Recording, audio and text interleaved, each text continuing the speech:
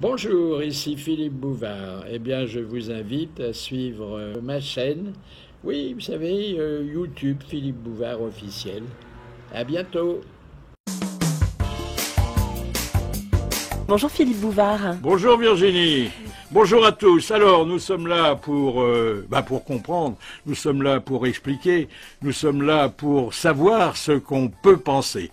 Entre gens, je vous le répète parce que c'est notre petit cahier des charges, de bon sens, de bonne foi et de bonne compagnie.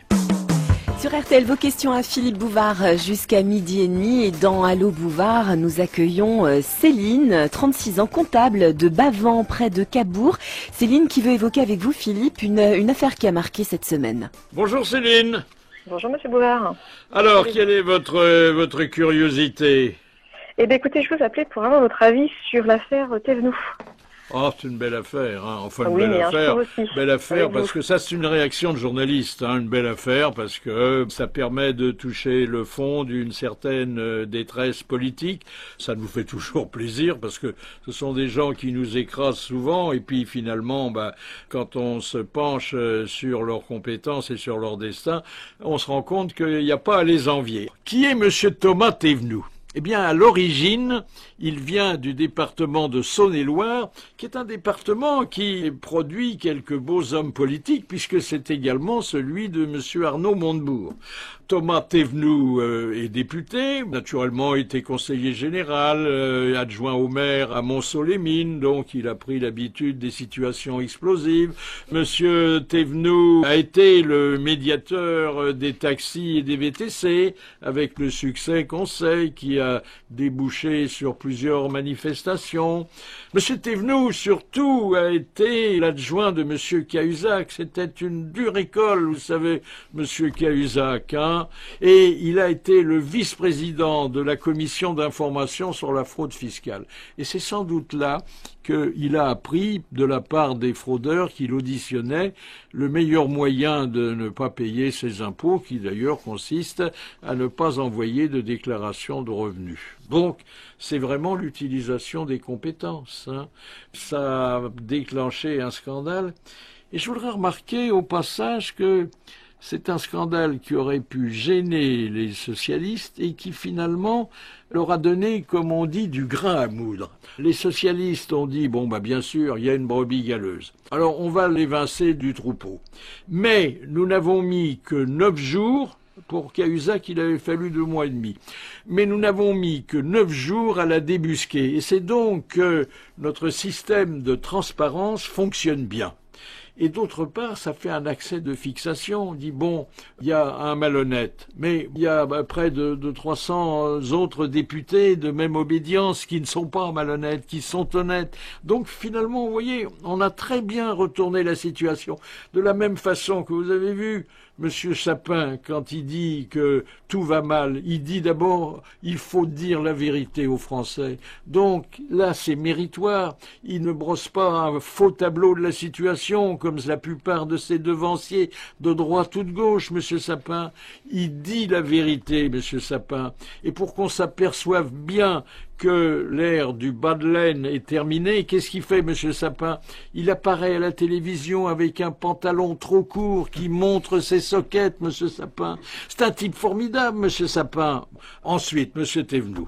Monsieur Thévenoud, il est devenu une vedette. Faut appeler les choses par leur nom. C'est une véritable vedette. C'est Thévenoud, superstar, quelqu'un dont on parlait jamais ou très peu et qui n'a passé que 9 jours à un triple ministère. Parce que je vous rappelle que M. Thévenoud avait à la fois la responsabilité du commerce extérieur, alors maintenant il est à l'extérieur du commerce, des Français de l'étranger et du tourisme.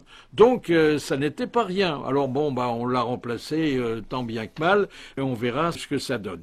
Naturellement, vous qui payez vos impôts, je suppose, vous avez été choqué, Céline. Ah oui Philippe, j'étais extrêmement choquée de voir qu'un député un ministre, puisqu'il était encore à l'époque en place, ne payait pas ses impôts. Et en plus, en ce moment, on a appris cette semaine qu'il ne payait pas non plus son loyer. Oui, j'étais extrêmement choquée. Moi, en tant que professionnelle, je suis comptable, donc en plus, non, j'étais extrêmement choquée. Alors, naturellement, M. Thévenoud a défendu l'indéfendable. Mais il a de l'imagination, M. Thévenoud. Alors, il a invoqué, il fallait le faire, et naturellement, les psys et les psychiatres consultés n'avaient jamais entendu parler de ça. Il a inventé l'expression la phobie administrative. C'est-à-dire, dès qu'il voyait du papier bleu, il voyait rouge, M. Thévenoud. C'est une explication, qui est pas tout à fait admise par la faculté, mais qui ne marche absolument pas quand on ne paye pas son loyer. Parce que là, l'administration n'y est pour rien. Il a dit que il n'était pas fraudeur. Non, c'est vrai, on ne paye pas ses impôts pendant 3 ans, on ne les déclare pas, mais on n'est pas fraudeur. Il a dit, je suis négligent. Et c'est là d'ailleurs où on peut remarquer que pour ces chefs de négligence, Madame Lagarde, qui l'a nié, a été mise en examen, alors que M. Thévenoud, qui a reconnu sa négligence, n'a même pas été poursuivi. On peut se demander d'ailleurs si les politiciens et surtout les parlementaires ne bénéficient pas d'une certaine situation privilégiée. Céline, question de confiance. Cette histoire Thévenoud, elle vous a un peu agacé, elle vous a moyennement horrifié, ou vraiment vous trouvez que c'est le plus grand crime? Ça m'a moyennement horrifié. Je ne parlerai pas quand même de crime, mais c'est anormal dans notre République d'avoir des gens qui nous gouvernent et qui réagissent de cette façon. Résumons. Monsieur Thévenoud a passé 9 jours dans le gouvernement. Peut-être qu'il publiera un livre un jour intitulé « Merci pour ces 9 jours », comme Madame Trierweiler avait dit « Merci pour ce moment ». 9 jours qui d'ailleurs lui donnent droit, c'est la loi, au titre d'ancien ministre qui portera toute sa vie. 9 jours durant lesquels il a eu un officier de sécurité qui portait son manteau. 9 jours durant lesquels il a participé aux délibérations gouvernementales. 9 jours durant lesquels il a été très proche de François Hollande. Et alors là, je voudrais quand même relativiser. Bien sûr, il a fait perdre au Trésor public. Et encore, c'est pas une perte parce que il y a aujourd'hui des pénalités qu'il a commencé à payer et qui vont résorber la dette. Il a fait perdre momentanément 120 000 euros. Mais est-ce que ça n'est pas plus grave d'avoir fait perdre à son pays en 2 ans et quelques mois 78 milliards, puisque c'est le supplément d'endettement public qu'on a enregistré depuis 2012 et dont M. Thévenoud n'est vraiment pas responsable. Merci Céline. Merci Philippe, merci d'avoir pris mon appel et puis je vous souhaite très bonne continuation pour votre émission et je vous embrasse. Allô, Bouvard sur RTL. Allô, Bouvard sur RTL. Coup de chapeau aux libraires qui, préférant l'ascèse de la morale aux belles recettes des best-sellers, ont affiché courageusement sur leur devanture « Nous n'avons pas vocation à être la poubelle » de Madame Trierweiler et de Monsieur Hollande, mais nous avons encore en magasin les ouvrages de Balzac, de Maupassant et de Flaubert. De Pierce Brosnan, ancien James Bond, cet aveu. Aucun homme qui porte son slip au-dessus du pantalon ne peut être pris au sérieux. C'est pour ça que j'ai refusé d'être Batman, un aveu plutôt culotté. Et tout de suite un autre appel, Philippe, celui de Françoise, 59 ans, femme au foyer à Paris. Bonjour Françoise.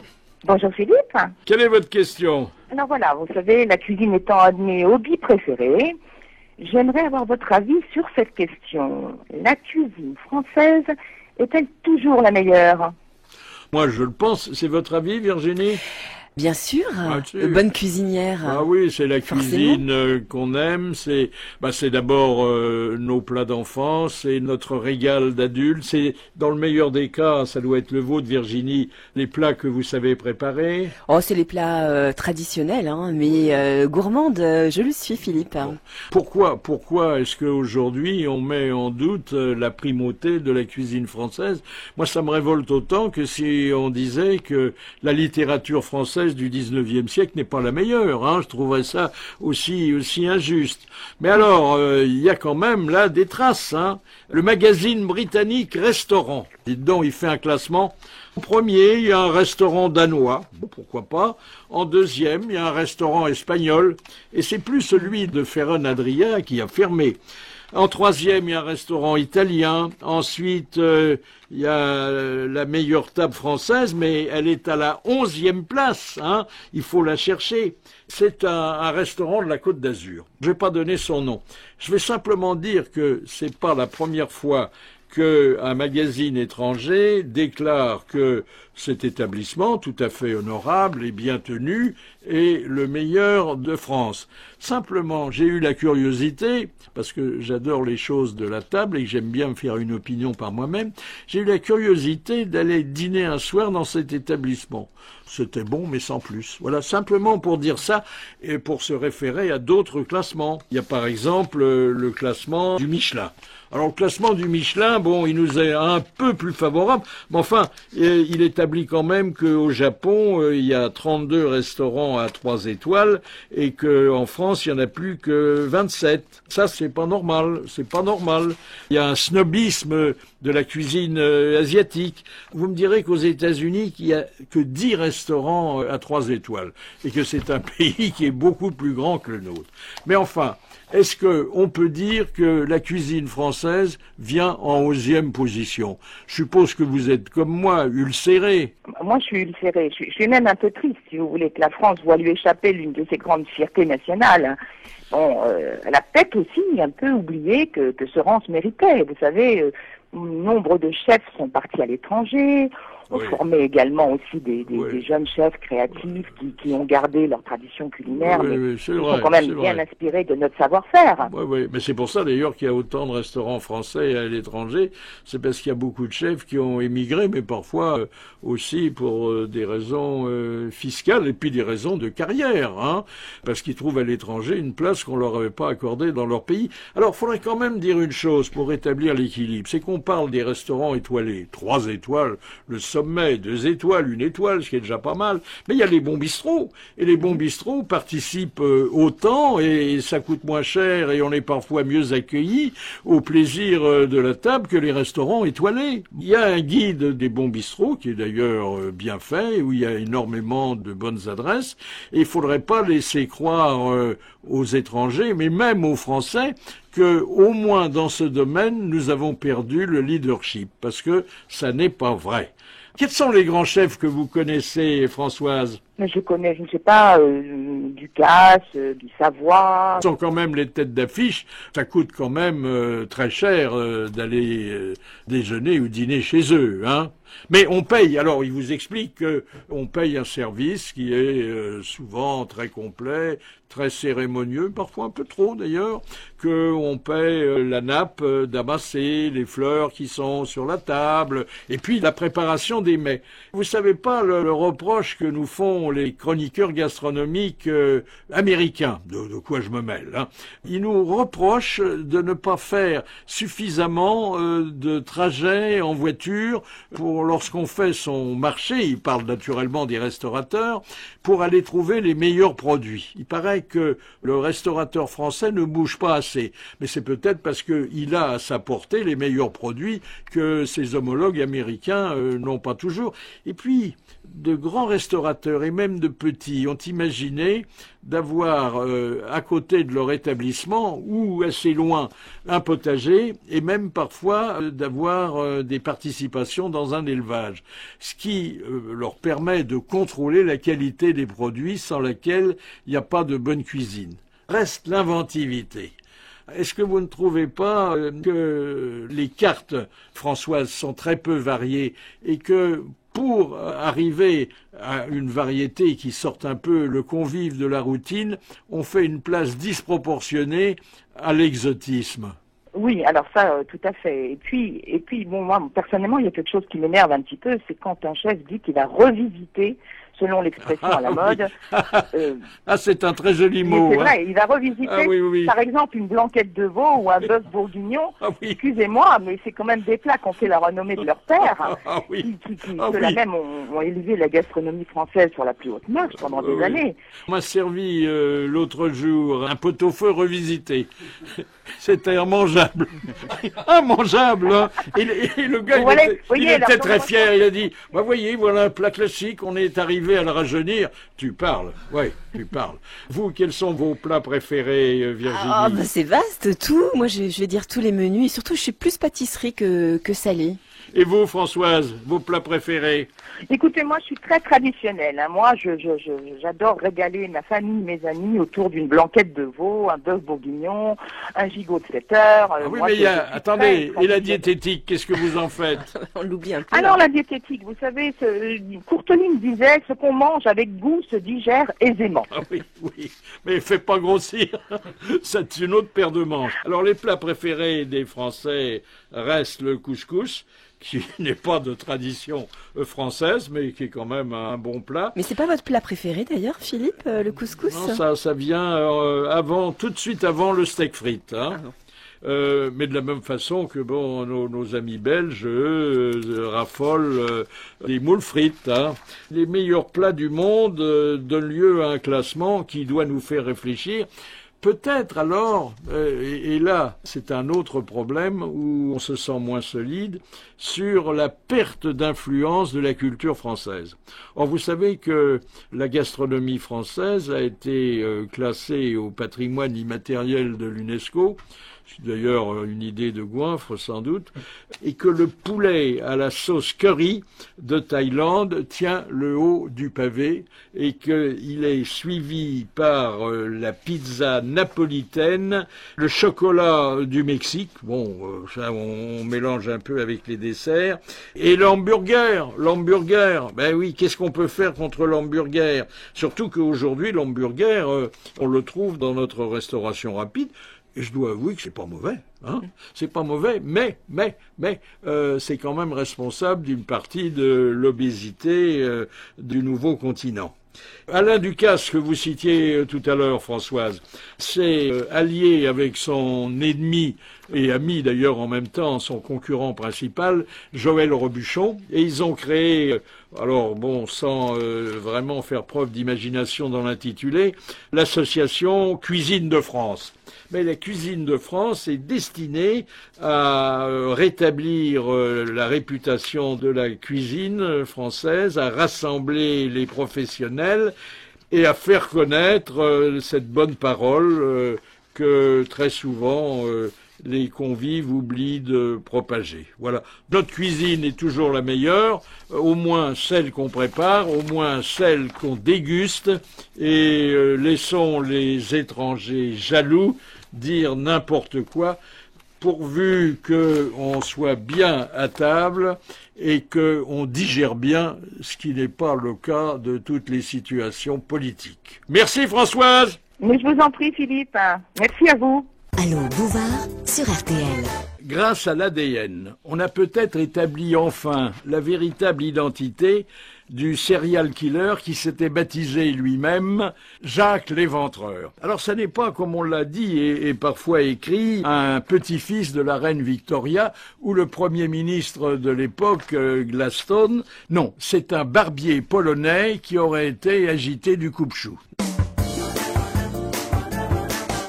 L'asthme étant la maladie professionnelle la plus répandue chez les boulangers, on peut se demander si le débit saccadé de Hollande ne vient pas du fait qu'on l'a très souvent roulé dans la farine.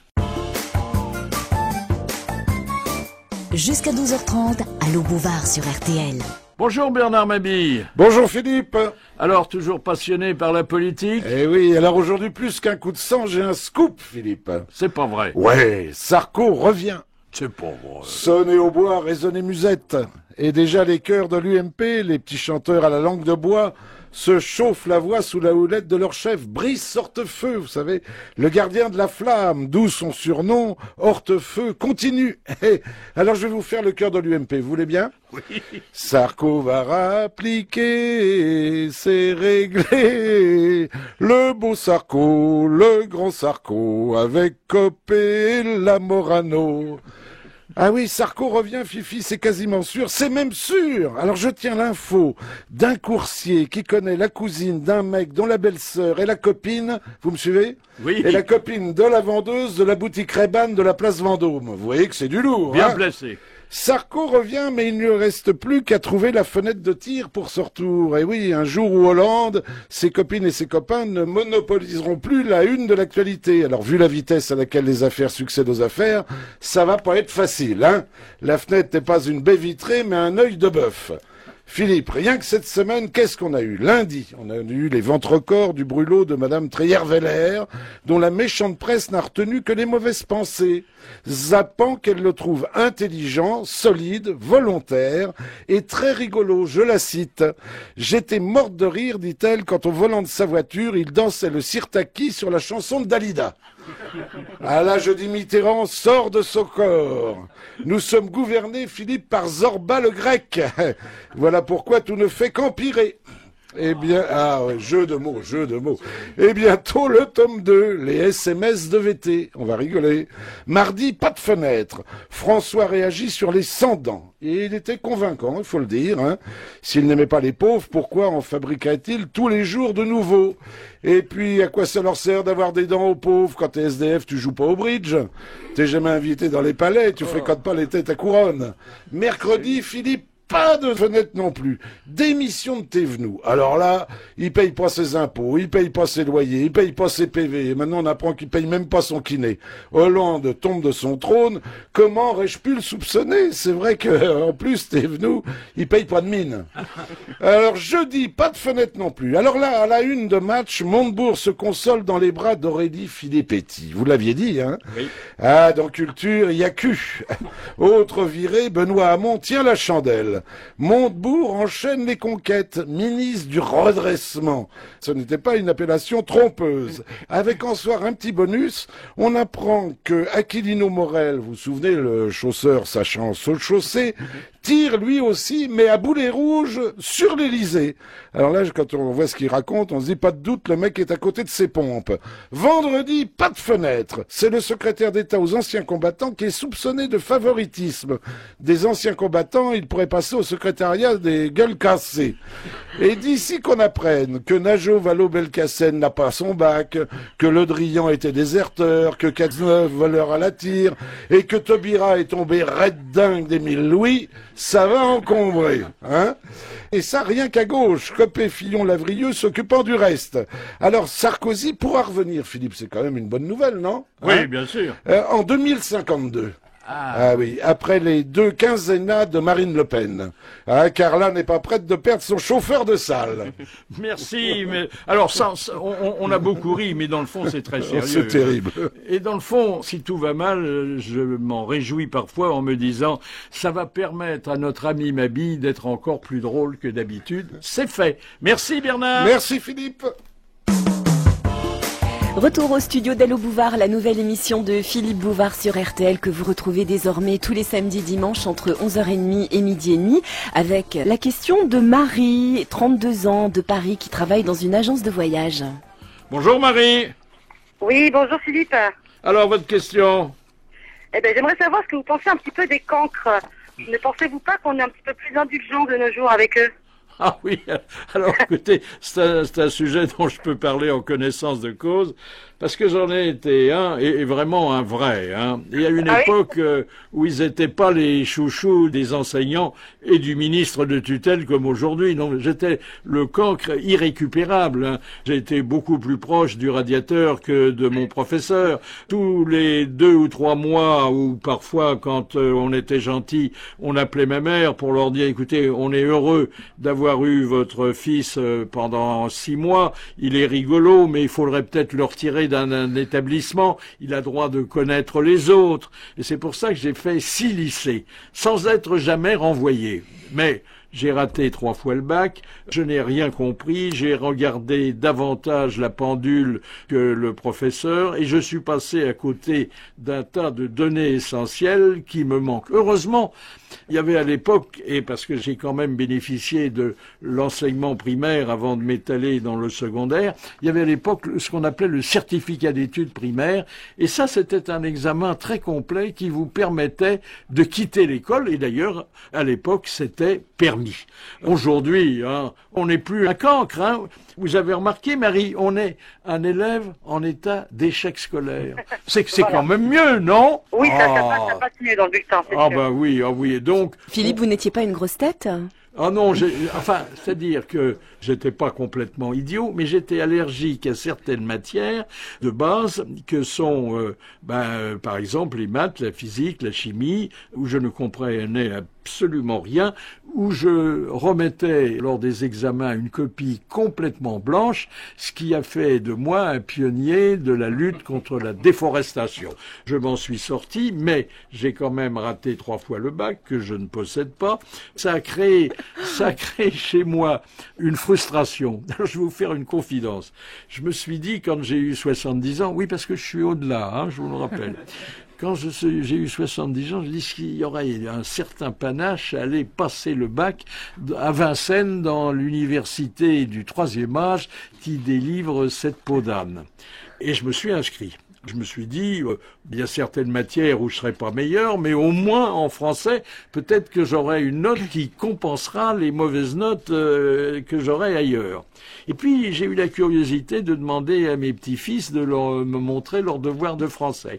Et dans les questions posées, dans les intitulés, je ne comprenais pas un mot, tellement on avait inventé un jargon nouveau, tellement on leur demandait des choses aberrantes. Alors bon, j'ai pas passé mon bac et merci de ne pas me l'avoir reproché. Aujourd'hui, le bac, c'est plus facile, vous le savez, Marie, hein? Ah oui, moi je l'ai eu très facilement, c'est pour ça. Vous l'avez eu en quelle année? Moi je l'ai eu en 2000. Ah oui, mais il paraît alors qu'en 68, on l'avait dans une pochette surprise, hein.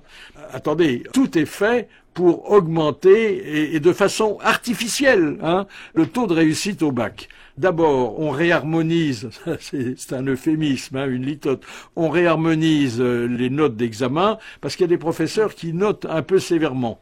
D'autres professeurs passent derrière et font le nécessaire pour relever la note. Naturellement, vous avez eu vos notes du bac, vous avez eu une mention? Ah non, moi je l'ai pas eu du premier coup, justement, j'étais au rattrapage. Il me manquait 23 points et le professeur m'a fait un clin d'œil et m'a donné 24 points. Ce qui fait que j'ai eu mon bac de 1 point. Alors, il paraît que les professeurs notent mieux les filles que les garçons. Ah, je sais pas, je suppose, apparemment.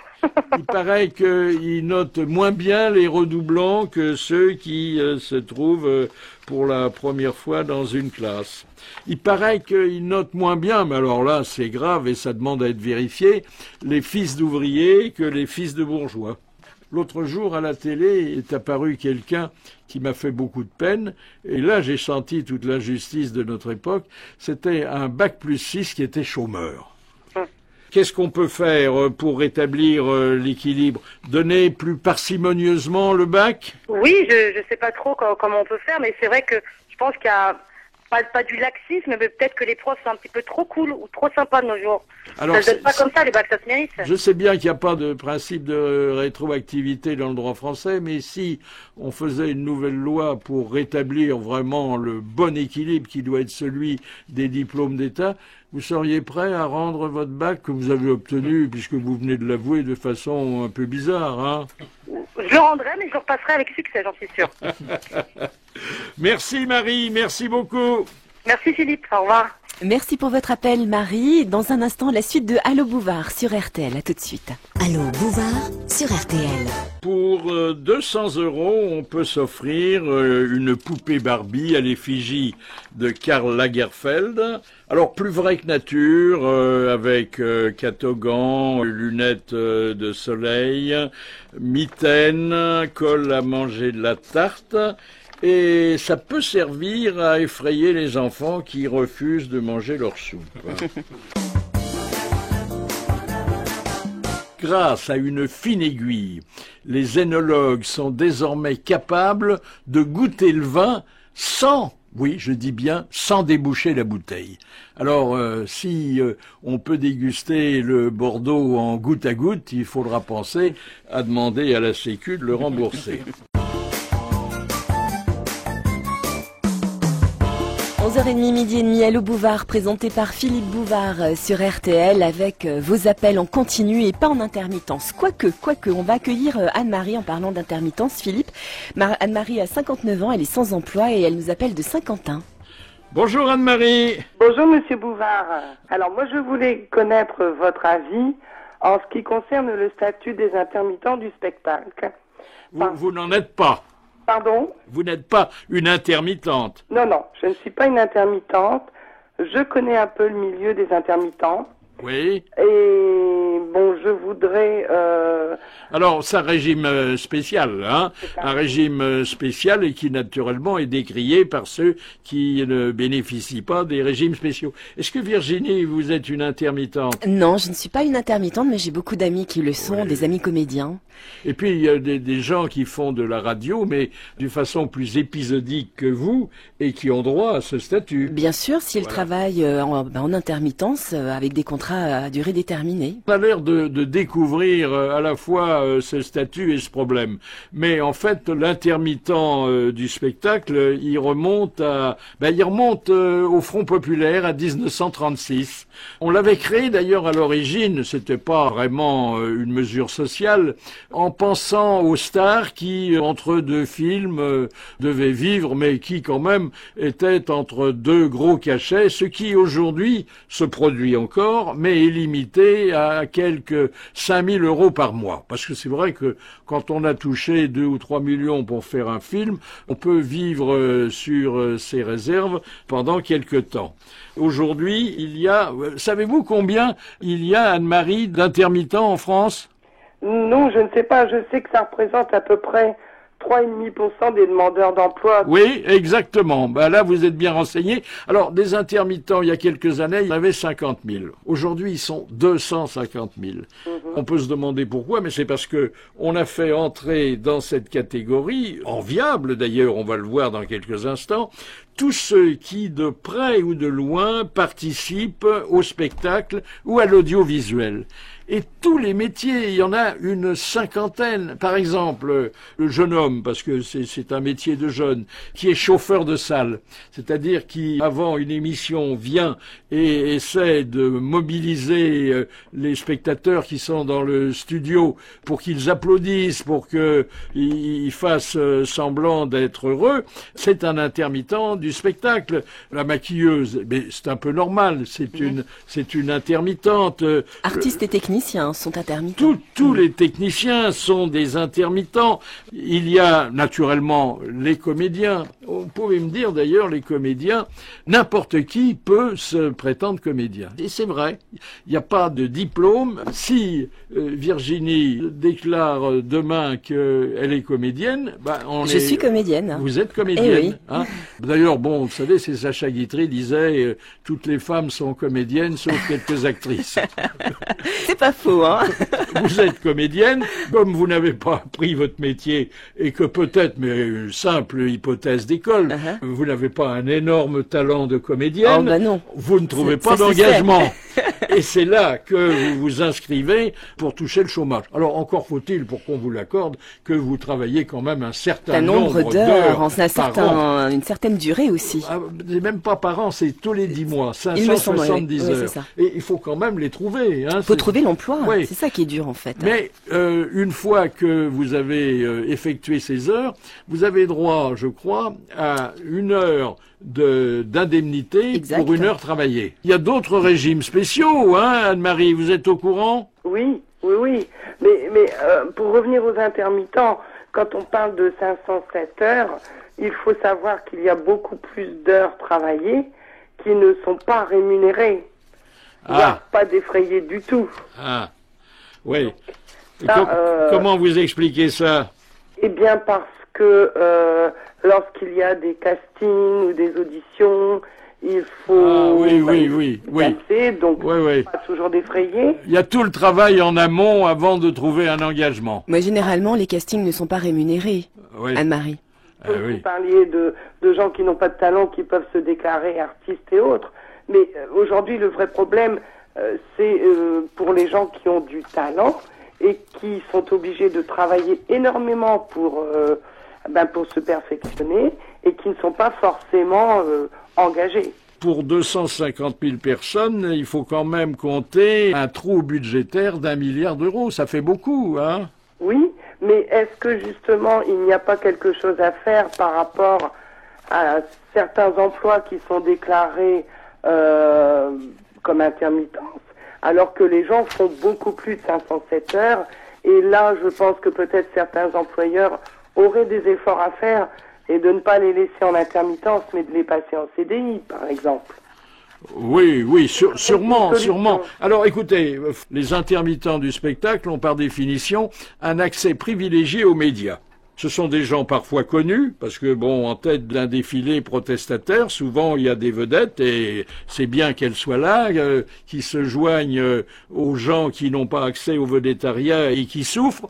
Il y a des hommes politiques qui enfourchent ce dada parce que ça permet de se montrer à la télé ou de parler à la radio. Il y a régulièrement des prises d'otages, pardonnez-moi ce mot, mais il a été employé par exemple à l'occasion du dernier Festival d'Avignon, quand les intermittents du spectacle et au dernier moment ont décidé que des spectacles auxquels ils avaient collaboré, qui étaient importants à la fois pour la vie artistique mais commerciale de la cité qui les accueillait, n'auraient pas lieu. Donc on ne peut pas ignorer les intermittents du spectacle. Cela dit, on n'a pas l'impression que le dossier a vraiment avancé. Hein? C'est sûr. Et les personnes ne connaissent pas toujours leur travail et critiquent beaucoup le fait qu'ils soient peut-être un petit peu nantis, privilégiés. Il faut savoir que lorsqu'on regarde un spectacle à la télévision, vous connaissez très bien le domaine, il y a beaucoup d'intermittents et vous l'évoquiez tout à l'heure. Je voudrais évoquer un souvenir personnel. J'ai été producteur de télévision longtemps. Attention, le producteur de télévision, notamment sur le service public, c'est pas quelqu'un qui est riche et qui touche des millions. C'est quelqu'un auquel on confie l'administration d'une enveloppe qui contient le budget affecté à l'émission. Et puis il essaie de produire l'émission pour ce budget. C'était parfois des émissions quotidiennes. Je rencontrais sur le plateau toujours les mêmes gens, qui d'ailleurs avaient fini par devenir des copains. On allait boire un verre ensemble. Il y en avait, pour une production moyenne, une vingtaine. Eh bien, il y en a 2 ou 3 dont je n'ai jamais su à quoi ils étaient utiles sur le plateau. Il faut quand même le dire, hein. Faut quand même le dire. Maintenant, vous me direz, si ça sert à résorber au moins artificiellement le chômage, ça n'est pas une mauvaise chose. Non, mais moi je souhaiterais que, d'abord, on confie la résolution de ce problème à des gens plus sérieux que les intermittents de la politique, et ensuite qu'on se penche sur le sort des intermittents de l'amour, et que l'État ouvre. Alors, c'est une suggestion que je fais, et pas pour les gens de mon âge, mais pour les jeunes qui sont souvent seuls et qui trouvent pas leur moitié d'orange, que l'État ouvre une agence nationale des rencontres où on aurait toutes les garanties de trouver la femme ou l'homme qui partageront notre vie. Merci Anne-Marie. Merci Monsieur Bouvard, bonne continuation. Merci. Jusqu'à 12h30, Allô Bouvard sur RTL. 11h30, midi et demi sur RTL, Allô Bouvard, présenté par Philippe Bouvard et toutes vos questions comme Jacques, 57 ans, auditeur de La Rochelle. Bonjour Philippe. Bonjour Jacques. Alors voilà ma question. Que pensez-vous Philippe du danger que représente le réchauffement climatique provoqué par l'accumulation des gaz à effet de serre dans l'atmosphère? Et que pensez-vous de notre comportement face à ce danger? Je vous sens de sensibilité écologique, hein Jacques? Un petit peu, oui. Un peu. Je pense à l'avenir de nos enfants. Avant d'aller plus loin, est-ce que je peux vous demander ce que vous faites d'écologique dans votre vie quotidienne? Ah, dans ma vie quotidienne, j'essaie de prendre les transports en commun le plus souvent possible. Oui. J'essaie C'est faire vous que j'ai vu attention. l'autre jour tout seul dans un autobus. Oui, ça peut arriver.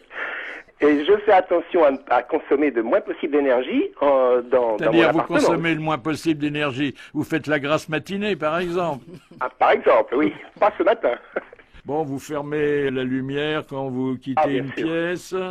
Quand vous faites du vélo, vous roulez la bouche fermée parce que bon, parfois la laine peut, bon, c'est pas la vôtre, hein, bien sûr, peut ajouter à la pollution. Non, alors soyons sérieux parce que le sujet l'est.